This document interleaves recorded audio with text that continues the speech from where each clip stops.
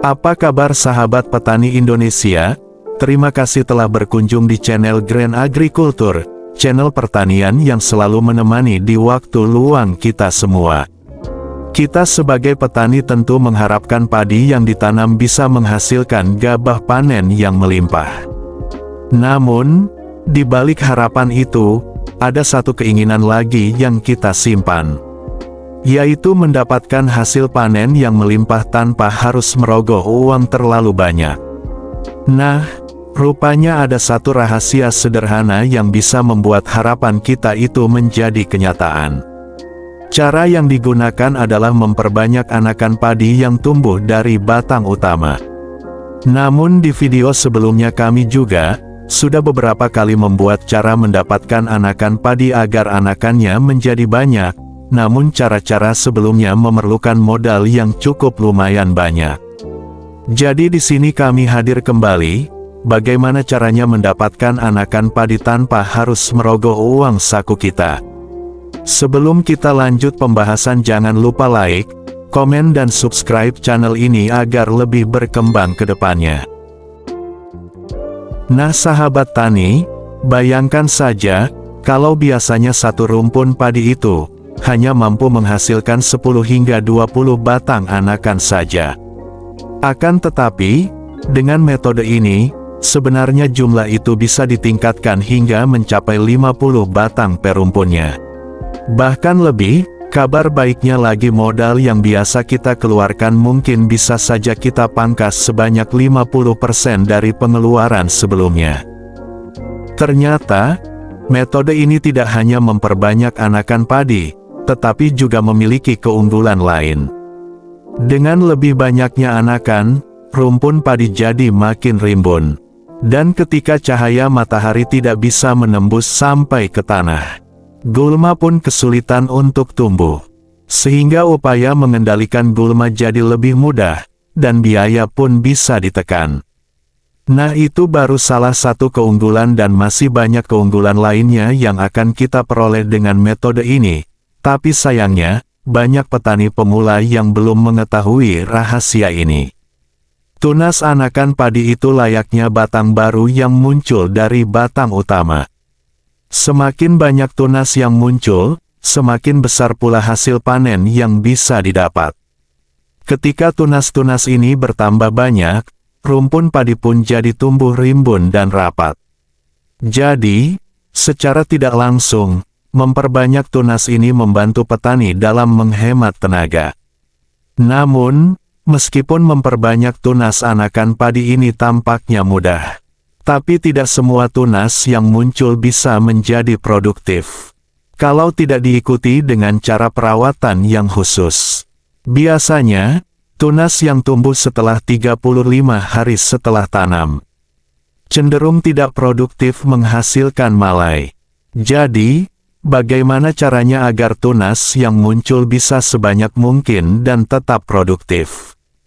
Nah, inilah rahasianya. Pertama, kita perlu memilih varietas padi yang tepat.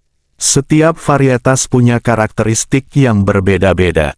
Ada yang bagus dalam menghasilkan tunas produktif, ada juga yang kurang. Jika kamu ingin hasil maksimal, pilihlah varietas yang sudah teruji dan sudah banyak ditanam petani lain. Dengan tetap mempertimbangkan cuaca, musim tanam, hama, dan penyakit yang mungkin datang. Jangan sampai di musim hujan, saudara tani menanam padi yang postur tanamannya tinggi. Atau di musim kemarau, menanam padi yang umurnya lama. Setelah menentukan varietas apa yang akan saudara tani tanam, jangan lupa, pastikan juga benih padi yang dipindah tanam adalah benih yang sehat. Sebaiknya jangan paksakan benih padi yang tidak sehat, yang membawa hama penyakit untuk ditanam, karena ini akan menambah ongkos perawatan. Selanjutnya, proses penanaman juga punya peran penting.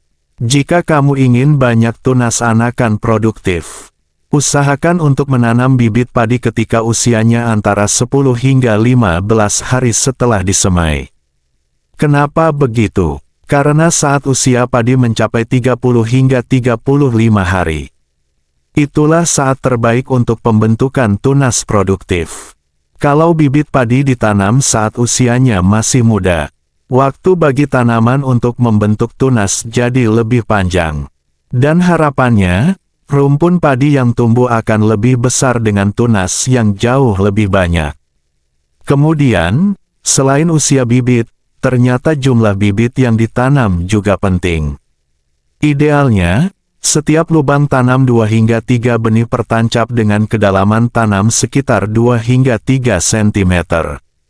Untuk jarak tanam, sebaiknya jangan terlalu rapat. Gunakan jarak minimal 20 x 20 cm. Atau ada baiknya menggunakan sistem jajar legowo 1 atau 4-1 dengan sistem sisipan di tengah. Supaya akar dan tunas bisa tumbuh dengan optimal. Dan satu hal lagi yang paling penting dan perlu diingat yaitu pemupukan. Tunas produktif biasanya tumbuh sebelum usia padi mencapai 30 hari. Jadi agar padi cepat hidup, yang ditandai dengan akar, yang mulai berkembang dengan ujung akar yang putih. Sebaiknya diberikan pemupukan dasar. Pemupukan dasar ini dilakukan saat sehari setelah pindah tanam, atau 2 hari sebelum tanam. Pupuk yang digunakan yaitu pupuk organik dan pupuk fosfat, apapun itu mereknya, boleh SP26, Vertipos, atau yang lain.